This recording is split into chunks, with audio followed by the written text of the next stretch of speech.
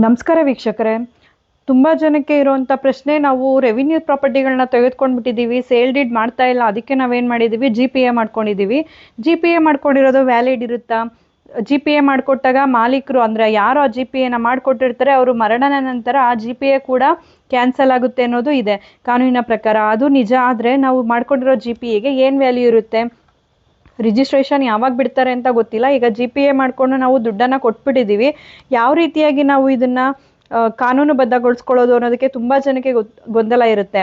ಈ G P ಎಗಳನ್ನ ಮಾಡ್ಕೋಬೇಕಾದ್ರೆ ನೀವು ಕೆಲವೊಂದು ಅಂಶಗಳನ್ನ ಸೇರಿಸೋದ್ರಿಂದ ಇದನ್ನು ಮತ್ತಷ್ಟು ಬಲಪಡಿಸ್ಕೋಬೋದು.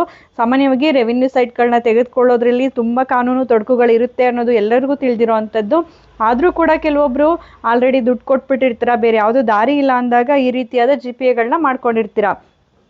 ಜಿ ಪಿ ಎ ಮಾಡ್ಕೋಬೇಕಾದ್ರೆ ನೀವು ಇಲ್ಲಿ ಮೇಯ್ನ್ ಆಗಿ ತಿಳ್ಕೊಳ್ಳೋದು ಒಂದು ಕೊನೆಗೊಳಿಸಲಾಗದಂತ ಅಂದರೆ ಇರ್ರಿವೋಕಬಲ್ ಜಿ ಪಿ ಎ ಏನಿರುತ್ತೆ ಅದನ್ನು ಮಾಡ್ಕೊಳ್ಳೋದ್ರಿಂದ ಸಾಮಾನ್ಯವಾಗಿ ಇದನ್ನು ಮುರಿಯೋದಕ್ಕೆ ಸಾಧ್ಯ ಇರೋದಿಲ್ಲ, ಇದನ್ನು ಹಿಂದಕ್ಕೆ ಪಡೆಯೋದಕ್ಕೆ ಸಾಧ್ಯ ಇರಲ್ಲ. ಯಾಕೆಂದರೆ ಸಾಮಾನ್ಯ ಜಿ ಪಿ ಎ ಮಾಡಿಕೊಟ್ಟಾಗ ಜಿ ಪಿ ಎ ಮಾಡಿಕೊಟ್ಟಂಥವ್ರು ಯಾವಾಗ ಬೇಕಾದರೂ ಆ ಜಿ ಪಿ ಎನ ಕ್ಯಾನ್ಸಲ್ ಮಾಡ್ಬೋದಾಗಿರುತ್ತೆ, ಅಥವಾ ಅದನ್ನು ಅವರು ಸಾವಿನ ನಂತರ ಅದನ್ನು ಕೊನೆಗೊಳಿಸಲಾಗುತ್ತೆ, ಅಂದರೆ ಅದು ಅಲ್ಲಿಗೆ ಮುಗ್ದೋಗುತ್ತೆ. ಜಿ ಪಿ ಎ ಏನಿರುತ್ತೆ ಅದು ಜಿ ಪಿ ಎ ಮಾಡಿಕೊಟ್ಟಂಥವ್ರು ಯಾವಾಗ ಮರಣವನ್ನು ಹೊಂದ್ತಾರೆ ಅಲ್ಲಿಗೆ ಜಿ ಪಿ ಎ ಕೂಡ ಕೊನೆ ಆಗುತ್ತೆ ಅನ್ನೋದು.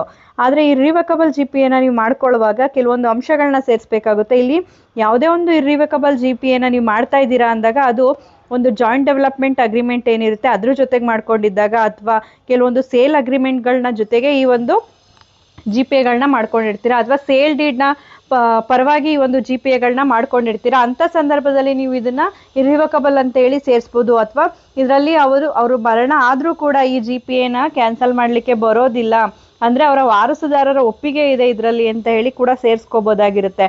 ನೀವು ಇದರಲ್ಲಿ ಮೇಯ್ನ್ ಇರೋದೇನು ಅಂದರೆ ಸೇಲ್ ಕನ್ಸಿಡರೇಷನ್ ಅಮೌಂಟ್ ಏನಿರುತ್ತೆ ಅದನ್ನು ಅವ್ರಿಗೆ ಕೊಟ್ಬಿಟ್ಟು ಈ ಒಂದು ಜಿ ಪಿ ಎನ ಮಾಡ್ಕೊಂಡಿದ್ದೀರಾ ಅನ್ನೋದನ್ನ ಅದರಲ್ಲಿ ಸೇರಿಸ್ಬೇಕಾಗುತ್ತೆ. ಕಾನೂನಿನ ಭದ್ರತೆಯನ್ನು ಈ ಒಂದು ಕನ್ಸಿಡರೇಷನ್ನ ನೀವು ಅದರಲ್ಲಿ ಮೆನ್ಷನ್ ಮಾಡೋದ್ರಿಂದ ನೀಡುತ್ತೆ. ನೀವು ಯಾವುದು ಸೇಲ್ ಕನ್ಸಿಡರೇಷನ್ ಮೆನ್ಷನ್ ಮಾಡಿಲ್ಲ ಅಂದರೆ ಅಲ್ಲಿ ಜಿ ಪಿ ಎ ಮುಖಾಂತರ ಒಂದು ವಹಿವಾಟಾಗಿದೆ ಅನ್ನೋದಕ್ಕೆ ಯಾವುದೇ ರೀತಿ ಸಾಕ್ಷ್ಯಾಧಾರಗಳು ಸಿಗೋದಿಲ್ಲ. ಅದರಿಂದ ಸೇಲ್ ಕನ್ಸಿಡರೇಷನ್ ಏನಿದೆ ಅದನ್ನು ನಾವು ಪೂರ್ತಿಯಾಗಿ ಮಾಲೀಕರಿಗೆ ಕೊಟ್ಟು ಈ ಒಂದು ಜಿ ಪಿ ಎನ ಮಾಡ್ಕೊಂಡಿದ್ದೀವಿ ಅಂತ ಹೇಳಿ ಇದನ್ನು ಸೇರಿಸ್ಬೋದಾಗಿರುತ್ತೆ. ಕನ್ಸರ್ನ್ ವಿಟ್ನೆಸ್ ಆಗಿ ಅವರ ವಾರಸುದಾರರನ್ನು ಕೂಡ ಇದರಲ್ಲಿ ಸೇರಿಸ್ಬೇಕಾಗುತ್ತೆ. ಈ ಎಲ್ಲ ಅಂಶಗಳನ್ನ ಗಮನದಲ್ಲಿ ಇಟ್ಕೊಂಡು ಜಿ ಪಿ ಎಗಳನ್ನ ಮಾಡ್ಕೊಳ್ಳಿ. ಸಾಮಾನ್ಯವಾಗಿ ಈ ಜಿ ಪಿ ಎನಲ್ಲಿ ಏನೆಲ್ಲ ಸೇರಿಸ್ಬೋದು ಅನ್ನೋದನ್ನ ನಾನು ಈ ವಿಡಿಯೋದಲ್ಲಿ ಹೇಳ್ತೀನಿ. ಒಂದು ಜಿ ಪಿ ಎಗಳನ್ನ ನಾವು ಮಾಡ್ಕೋತಾ ಇರೋಂಥ ಸಂದರ್ಭದಲ್ಲಿ ಯಾವೆಲ್ಲ ಒಂದು ಇನ್ಫಾರ್ಮೇಷನ್ಗಳನ್ನ ಈ ಒಂದು ಜಿ ಪಿ ಎನಲ್ಲಿ ಸೇರಿಸ್ಬೋದು ಅನ್ನೋದಾದರೆ, ಸಾಮಾನ್ಯವಾಗಿ ಜಿ ಪಿ ಎನಲ್ಲಿರುವಂಥದ್ದು ಯಾವುದಾದ್ರು ಅಗ್ರಿಮೆಂಟ್ ಆಫ್ ಸೇಲ್ನ ಮಾಡ್ಕೋತಾ ಇದ್ದೀರಾ, ಅಥವಾ ಅಫಿಡೇವಿಟ್ನ ಫೈಲ್ ಮಾಡಬೇಕಿರುತ್ತೆ, ಯಾವುದೇ ಒಂದು ಅಥಾರಿಟಿಗಳ ಹತ್ರ ಹೋಗಿ ನೀವೊಂದು ಅಪ್ಲಿಕೇಶನ್ಗಳನ್ನ ಹಾಕೋಬೇಕಾಗಿರುತ್ತೆ. ಬೆಸ್ಕಾಮ್ ಆಗಿರ್ಬೋದು, BWSSB ಆಗಿರ್ಬೋದು, ಅಥವಾ ಖಾತಾ ಅಪ್ಲಿಕೇಶನ್ಗಳಾಗಿರ್ಬೋದು, ರೆವೆನ್ಯೂ ಡಿಪಾರ್ಟ್ಮೆಂಟಲ್ಲಿ ಎಲ್ಲದಕ್ಕೂ ಕೂಡ ಇವ್ರಿಗೆ ಹಕ್ಕಿದೆ ಅಂತ ಹೇಳಿ ಅದರಲ್ಲಿ ಮೆನ್ಷನ್ ಮಾಡಬೇಕಾಗುತ್ತೆ.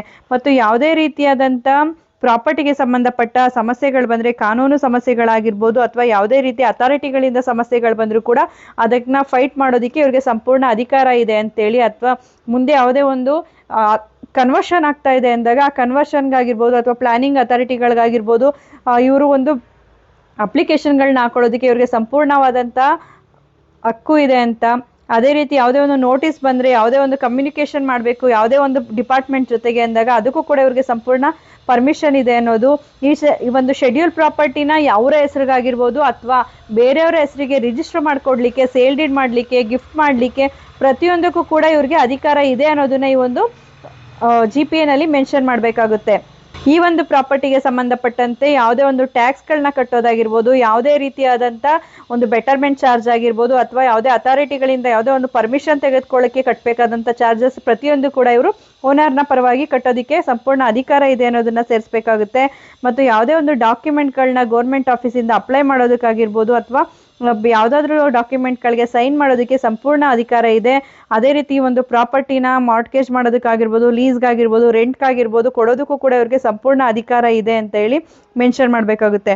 ಅದ್ರ ಜೊತೆಗೆ ನೀವು ಈ ಒಂದು ಪ್ರಾಪರ್ಟಿಗೆ ಸಂಬಂಧಪಟ್ಟಂತೆ ಯಾವುದೇ ಒಂದು ವಕಾಲತ್ಗಳನ್ನ ಹಾಕ್ಬೇಕಾದ್ರೆ, ಕೇಸ್ಗಳನ್ನ ಫೈಲ್ ಮಾಡಬೇಕಾದ್ರೆ ಕೋರ್ಟಲ್ಲಿ ಪ್ರತಿಯೊಂದಕ್ಕೂ ನೀವು ಸಂಪೂರ್ಣ ಜವಾಬ್ದಾರರು, ನೀವೇ ಅದನ್ನು ನಡೆಸ್ಕೋಬೋದು ಅಂತ ಹೇಳಿ ಮೆನ್ಷನ್ ಮಾಡಬೇಕಾಗುತ್ತೆ. ಅಷ್ಟೇ ಅಲ್ಲ, ಇದ್ರ ಜೊತೆಗೆ ನೀವು ಮತ್ತಷ್ಟು ಇನ್ಫಾರ್ಮೇಷನ್ಗಳನ್ನ ಮೆನ್ಷನ್ ಮಾಡಬೇಕು. ಅದೇನು ಅಂದರೆ ಈ ಒಂದು ಪ್ರಾಪರ್ಟಿನ ಯಾರಿಗಾದ್ರೂ ಲೀಸ್ ಅಥವಾ ರೆಂಟ್ ಅಥವಾ ಮಾರ್ಟ್ಗೇಜ್ ಮಾಡಿದಾಗ ಅದರಿಂದ ಬರುವಂತ ಕನ್ಸಿಡರೇಷನ್ ಸಂಪೂರ್ಣವಾಗಿ ಇವರೇ ಬಳಸ್ಕೊಳ್ಳೋದಕ್ಕೆ ಹಕ್ಕುದಾರರು, ಅದರಿಂದ ಬರೋ ರೆಂಟನ್ನು ಇವರ ಬಳಸ್ಕೋಬಹುದು ಅಂತೇಳಿ ಅದರಲ್ಲಿ ಮೆನ್ಷನ್ ಮಾಡಬೇಕು.